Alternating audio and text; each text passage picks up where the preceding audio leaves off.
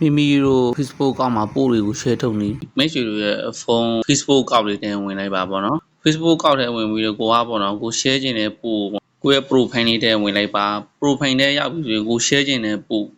ကျွန်တော်မှဆိုရင်ဒီဟာတင်ထားတယ်ပေါ့နော်ဒီဟာတင်ထားတယ်ဒီကောင်လေး share ခြင်းနဲ့ဘယ်လိုမျိုးလုပ်အောင်မလဲကျွန်တော်ပြပြပေးမှာဖြစ်ပါတယ်ဒီမှာပေါ့နော် share ကိုတစ်ချက်နှိပ်လိုက်ပါဒီအောင်မှာပေါ့နော်မြားလေး share လေးရေးထားရပေါ့နော်ကိုပို့ကိုဒီမှာ share ဆိုတဲ့နေရာလေးတွေ့ရဟုတ်မြားလေးနဲ့အဲ့ဒီဟာလေးတစ်ချက်နှိပ်ပြီးဆိုရင်ကျွန်တော်တို့ဒီမှာပေါ့နော် group ဆိုတဲ့နေရာရှိတယ် group တစ်ချက်နှိပ်လိုက်ပါအဲ့ဒါဆိုဒီ group လေးပေါ့နော် share ထုတ်လို့ရတာပဲဒီမှာပြီးပြီးရင်ဟိုအောက်မှာပို့ဆိုတဲ့ဟာလေးတစ်ချက်နှိပ်လိုက်အဲ့ဒါဆို share ထုတ်တာပေါ့နော်ကိုယ့်ရဲ့ group လေးတွေအောက်ကဟာလည်းတူတူပဲပေါ့နော်တစ်ချက်နှိပ်ပြီးဆိုရင်ဒီမှာပို့နိုင်လေအဲ့ဒါဆိုပို့ရဲပေါ့နော်ပို့ group တွေ share ထုတ်တာဖြစ်တယ်အဲ့ဒါဆိုဟုတ်ပြီနောက်ထပ်တစ်ခုကဆိုတော့ကျွန်တော်ဒီမှာနှစ်ခု share ထုတ်လိုက်တာတွေ့တာပေါ့နော်